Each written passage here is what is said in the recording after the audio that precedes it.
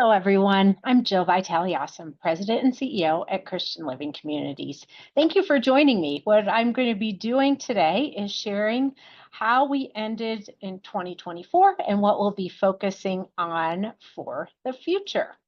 So before we get started, I want to just remind everyone and share our vision statement and our mission statement. And these statements are the foundation of everything we do here at Christian Living Communities. It is what we, along with our values, is what we base our decisions on. And it's very much our North Star, both of these statements, as well as our values and everything that we do.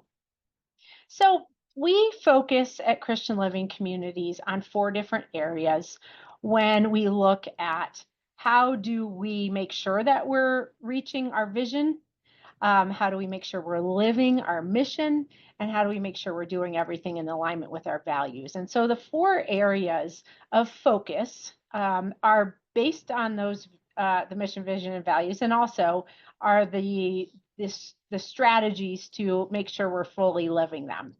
And so we'll go through each of these 4 areas, and let's get started.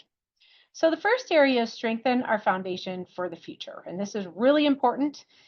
Just like if you're building a house or a building, if you do not have a strong foundation, anything else crumbles, right? So it's really important that we have a strong foundation for today and the future.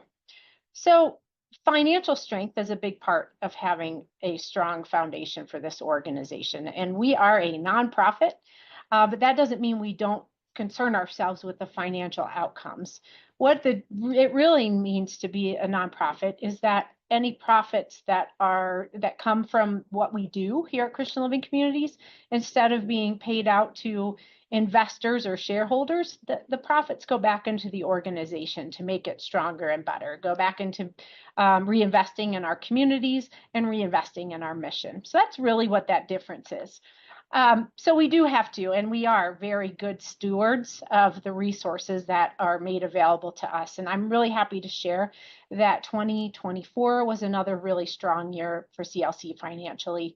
2023 was also, and so it's really great to have 2 back-to-back years of really strong financial outcomes. The prior 3 years with the pandemic and inflation were a little rough on our organization, as well as organizations around the country. And so it's really good to be on that footing. We're currently in the middle of our annual audit. We have an outside audit firm that audits our financials. Those will be available on the website later this spring when the audit is complete and finalized, but you can always go to our website and see our prior year audited financial statements if that's of interest to you. So after 23 and 2024, we are back to pre-pandemic levels of financial performance, and that is a great place to be. The reason that CLC has always weathered financial storms is because we are financially conservative and we've had strong financial outcomes each year. So I'm really pleased to tell you that we are on track and doing well. Our board of directors, so as a nonprofit, we have a volunteer board of directors, and there is a finance committee of that board of directors. And we had put together with them a couple of years ago a 5-year plan for financial projections and to make sure that the organization is financially strong. And I'm happy to share that for the second year in a row, the year 2 of that 5-year plan, we are meeting and slightly exceeding where we thought we would be financially. So that feels really good. And just a reminder, whenever we think about the financial side of things here at Christian Living Communities, it's always a balance of priorities. So making sure that we have adequate budgets to have the right staffing that we need to support residents and provide services and care. And then also making sure that we have the supplies, everything that goes into running a community and providing services and housing. And then we also always want to balance that with making sure that we are keeping resident rates as low as we possibly can so that senior living continues to be attainable to people. So financial strength, we did really well in 2024, and that feels really good. I'm happy to celebrate that news with you. We also have donations that come in and that are a big part of Christian Living Communities. And I'm happy to share that we exceeded our goal for 2024. And here's what really matters is what this financial support has allowed us to do at Christian Living Community. So it's allowed us, because of donations, to help 17 team members with tuition assistance to further their education and their careers through our scholarship fund. We applied money to our resident assistance fund. So they're residents who, through no fault of their own, need financial support for rent or medical equipment. We can help people with that.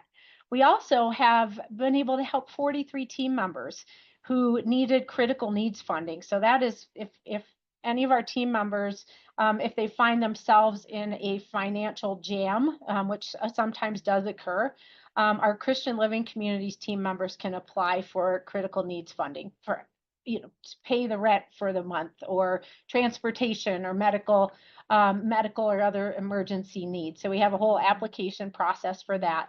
And we're really happy that donors help us to be able to support our team members. We also have general mission, and those funds are used where they're needed most for community enhancement, if we have urgent needs that come up. We also have had a huge amount of money put into resident enrichment opportunities. So that's art, education, fitness, music, community enhancements. We did a project to make showers safer for residents, making our courtyards and garden areas more beautiful.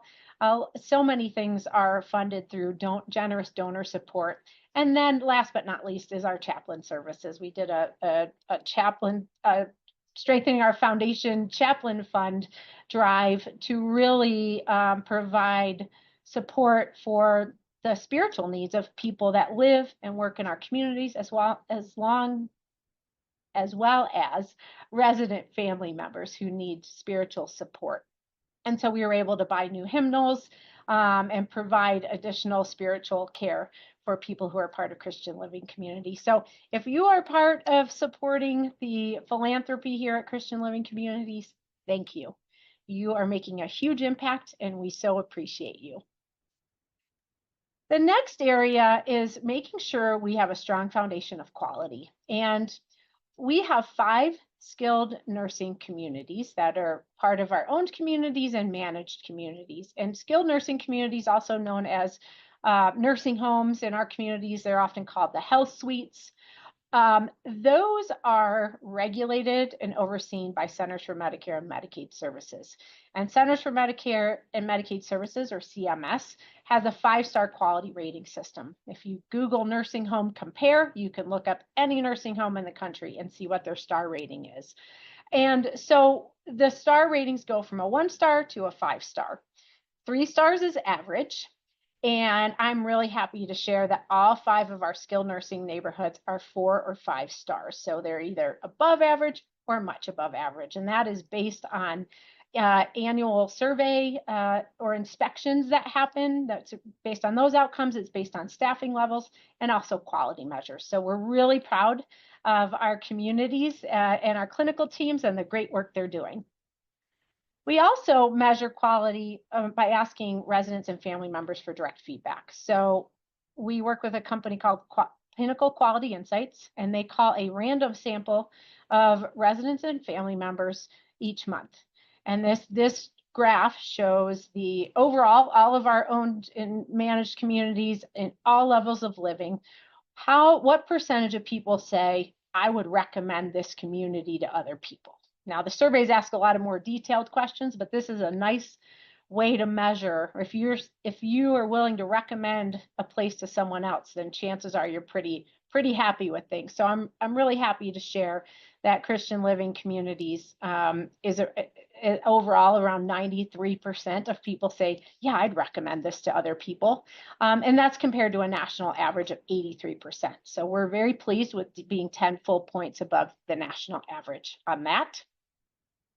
The next area is reimagine the workplace, and this is all about our team members.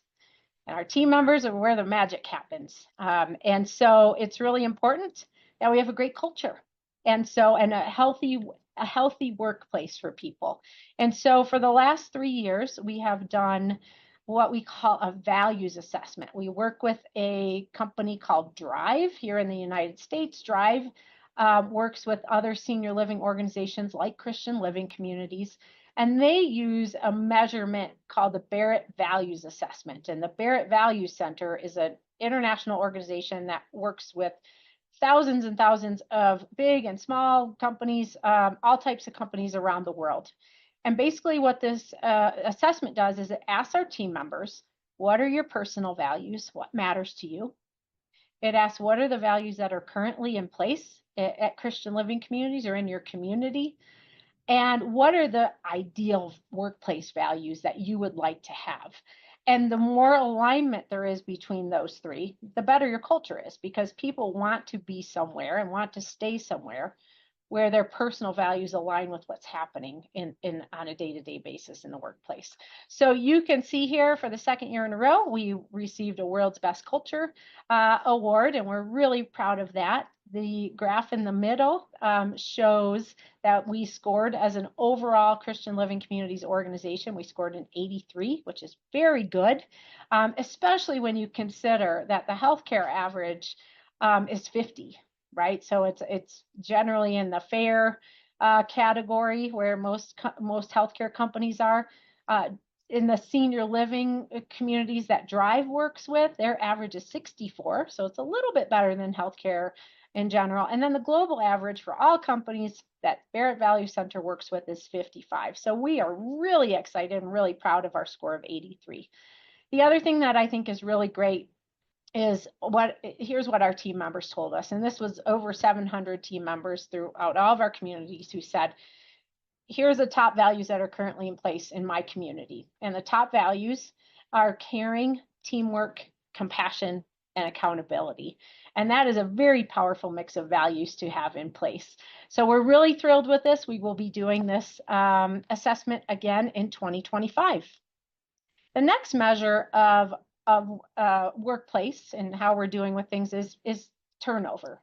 And that really measures the percentage of people who leave to go elsewhere for other jobs. And that could be because somebody retired. It could be somebody decided they wanted to go somewhere else for work. They might have moved away. It does include involuntary terminations as well. And lower is better when it comes to turnover. And so you can see here, 2022, we were at almost 60% turnover, which is like, oh, that's not so great.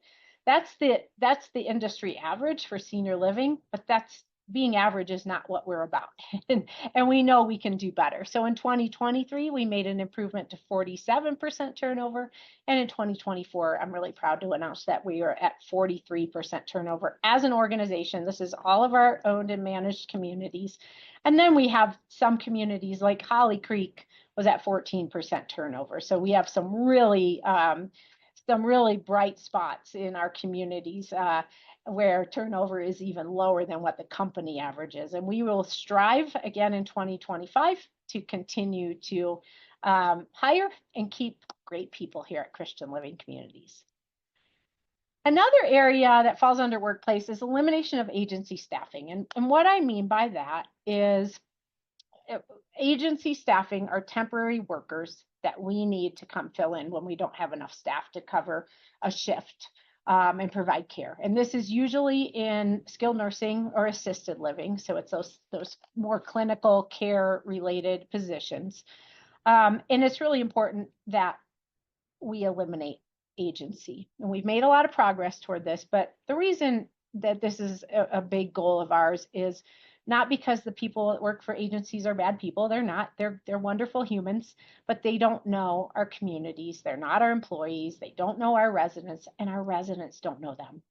And we believe 100% that the folks that live in our communities deserve to know and trust the team members who are caring for them. And so that's why this is so important. And so I'm really happy to announce Holly Creek eliminated agency and has remained agency free. Sunny Vista, which is a community we manage in Colorado Springs, they have also done a great job eliminating agency. And our other communities are trending downward. So we've made huge progress since during the pandemic, that's when we really started having to rely on agency team members. So we've made progress every single year. We're improving. And this is the year that we are ripping off the Band-Aid. And we want 100% of care and services to be provided by Christian Living Communities team members. We created something called a flex team to support the staffing needs of our Denver metro area communities, Holly Creek, Claremont Park, and Sommer and Glen. And those are team members that are specifically hired and trained on our culture and our policies and our values to work as needed in all of our different communities. So again, we've made a lot of progress, and it's really important we continue to move this forward. In addition to creating a better environment for the people that live in our communities, we've also heard from team members how much they want to work with other people that they know and trust and not have strangers working in the building. So more to come on this. The next area is what we call revolutionizing aging services. And this is all about continuing to do work to move our culture forward and the way we do things around here. And one of the first areas and one of our focus areas is moving what we call our citizenship model forward. So our citizenship model is really a description of the community cultures that we seek to create, where the people that live in our community, so residents aren't helpless customers, just being on the receiving end of services and care. But as we get older and as we live in senior living communities, we have things to give back to the world, right? And we need a reason to get up in the morning. As humans, we need to be part of something bigger than ourselves, and we need to be part of building community and having deep and meaningful relationships. So that's why we call it our citizenship model. We're all citizens in our towns, in our neighborhoods, in our country. That shouldn't end just because we need to have the services and support of senior living. And so our citizenship model, we don't tell the communities this is what you have to do this year to drive this forward, because the magic of this comes from the people who live and work in each community deciding what is important to them and what do they want to accomplish in a given year. So each community has their own goals. If you are not aware, if you work in one of our communities or a resident of one of our communities and you don't know what the focus is, please reach out to your community executive director. The next area is a focus on living well with dementia. And that's a really important piece here, is making sure that individuals living with dementia can have the best life possible. And so we have been working with some experts, individuals who are living with dementia and are advocates for individuals living with dementia, along with another professional that's been working in this field. And these folks are out of Canada. And they do a lot of great work on really changing the narrative of dementia. Yes, it is a diagnosis that is incredibly challenging for people. But what a lot of these advocates have found is that when you focus only on what is lost through dementia, that limits what your future looks like. And so what these folks really focus on is what is still here? What are my gifts? What are my passions? And how do I live a full life living with dementia? And so we're excited to share that we're going to have some family member virtual sessions available. So if you have a loved one living with dementia, we are getting a virtual group together with these experts who will be able to talk with you and help really shift that perspective of dementia. So we're really excited about that. And then, I think we do a pretty good job in our support of individuals living with dementia and their families, but we always want to do better. And so we are partnering with the Eden Alternative to evaluate our programming and really help us find opportunities for improvement. So more to come on that in 2025. And then the last area is expand our mission. And as a nonprofit, we're here to make it a better world, right? We're here to make a real impact on people's lives. And so we always need to be looking at where else can we be taking all this good work that we're doing and really help more people. And so this is an area that our board and leadership team is focused on. And I'll give you a little update on where we are with things. So in 2024, we did a very rigorous 6-month strategic planning process with our board and our leadership team to really look at where are we right now as an organization, and where should we really consider going. And so rather than having a million different directions we're heading in, what this has really helped us to do is to refine what the future may look like.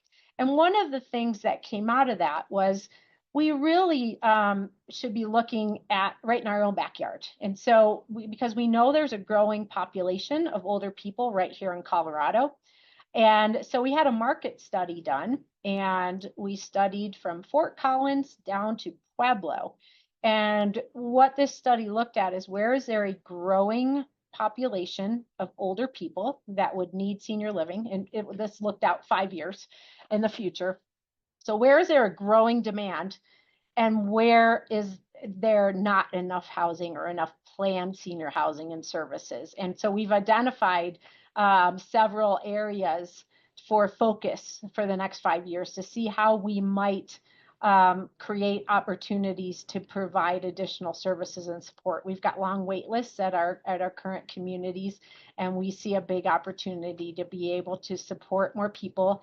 We're probably going to be focusing a lot on the south of Denver, kind of the suburban South Denver metro area.